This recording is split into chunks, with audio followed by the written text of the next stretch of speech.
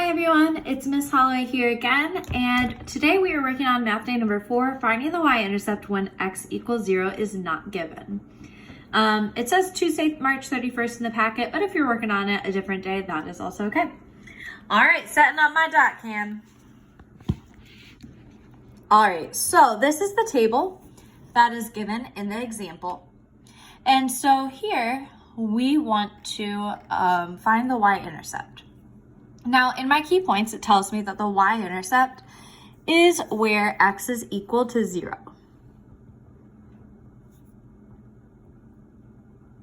Well, if I look at my table, I see that there's not a spot where x equals 0 is in this column. So that means I'm going to have to use this table to find it. So if we look at method 1, we're going to start by extending the table. The very first step is that we want to find the rate of change. So I know that my rate of change is the change of y over change of x. So here I'm going to figure out what is that change of y and change of x. Well, from 8 to 12, I see that as a change of positive 4. And from 3 to 5, that's a change of positive 2.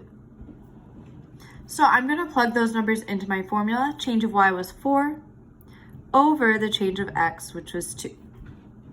Then it tells me to simplify this rate of change, and I'm going to simplify this to be 2 over 1. It's important to still keep a number in the denominator, even though this would still typically simplify to 2. So now we're going to create a new table, and here we're going to extend it back all the way to 0.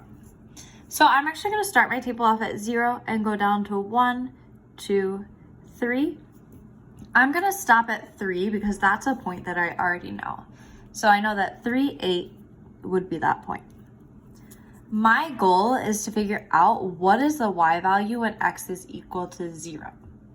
So I'm going to use this rate of change to go backwards on my table. Remember that this 2 represents the change of y, and this 1 represents the change of x. And when we found that, we were going downwards on the table. Because I'm moving upwards, I'm going in the opposite direction. I'm also going to do the opposite of what my rate of change tells me. So for my change of y, rather than add positive 2, I'm going to do the opposite and go backwards by going minus 2. I see that my change of x was 1. Well, that makes sense. I did go backwards 1 to get to 2. So if I do 8 minus 2, that gives me 6.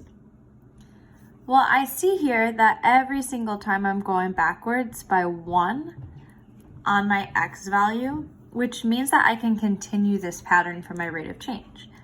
I'm going to go back 2 again to find my point 1, 4, and then go back to one final time to get 0, 2.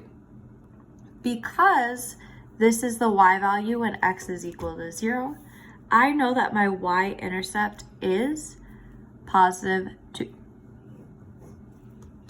Let's try a different method. So if you are not a fan of the table method, we have another one. So method 2, we are going to use substitution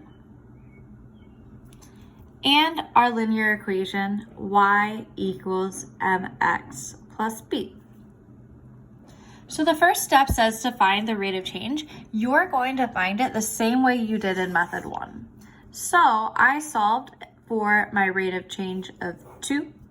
So I'm going to mark that down. We found a rate of change of 2. Now it says to substitute in the rate of change into my y equals mx plus b formula. Well, I'm going to put that in place of m because I know the rate of change represents m. So I have y equals 2x plus b. I'm trying to solve for b. That means I need to figure out what could x and y be because I can only solve an equation with one variable. So I'm going to look back up to my original table here because here it gives me multiple sets of x, y. So I'm going to use this first point because I prefer to work with smaller numbers. 3, 8 is the point they give me, which means that x is equal to 3 because that's in the x position of my coordinate point, and y is equal to 8 because 8 is in the y position of my coordinate point. Now I have values to substitute back in. I'm going to put 8 in place of y is equal to 2 times x, which I already said was 3, and then add plus b. Now I only have one variable, so I'm able to solve this equation.